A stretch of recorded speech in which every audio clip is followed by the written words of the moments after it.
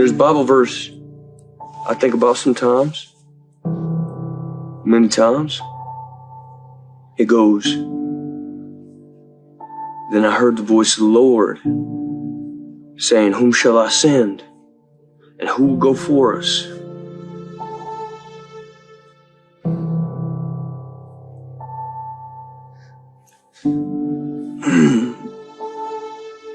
And I said, "Here am I.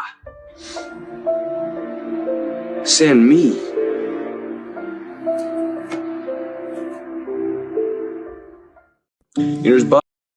It's unbelievable how little genuine encouragement many people need, and how they had none.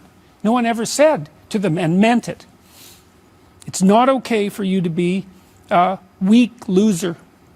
It's not okay. And the reason it's not okay is because you could be way more than that. And it's a crime, an ethical crime, for you to allow all that necessary potential to go to waste. It hurts you, it hurts your family, it hurts the world. Really, really, it does. And people think, oh, okay, I get it. And they do get it, because they know at some level.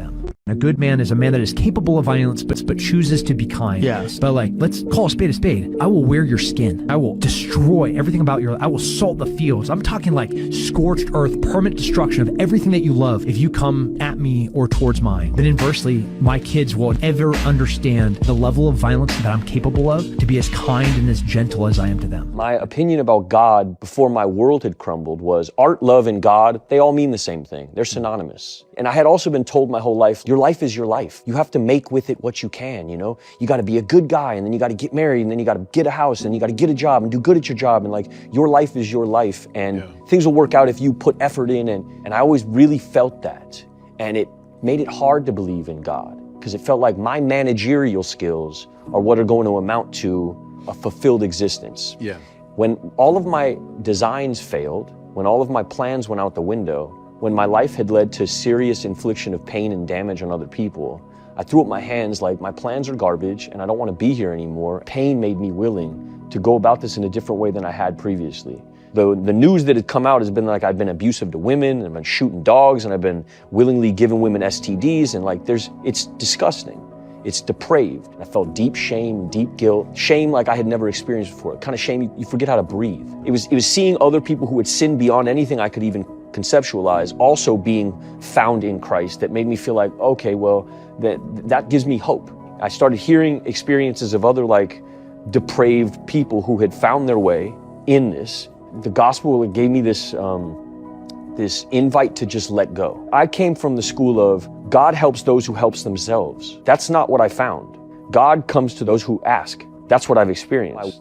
You know, Jesus Christ said the weirdest thing I ever heard in my life. He said, those who decide to try and keep their life will lose it. But he said, those who decide to give up their life or lose their life for my sake will gain it. Jesus is trying to show you what it looks like to become selfless. You become selfless by dying to yourself. If you're on a team, you might need to remind yourself every so freaking often that you are not that important. The way you feel is not that important. If somebody said something to you that hurt your freaking feelings, you're not that important. Die to yourself and you will gain your life. Why would you put a kid in a room behind a desk when the sun is out for their whole entire childhood? Not put them in front of water or ocean or anything that inspires them. Dim lights. If you notice, schools, jails, and hospitals all look exactly the same. Why wouldn't it be in something inspiring? Because it's a program to keep us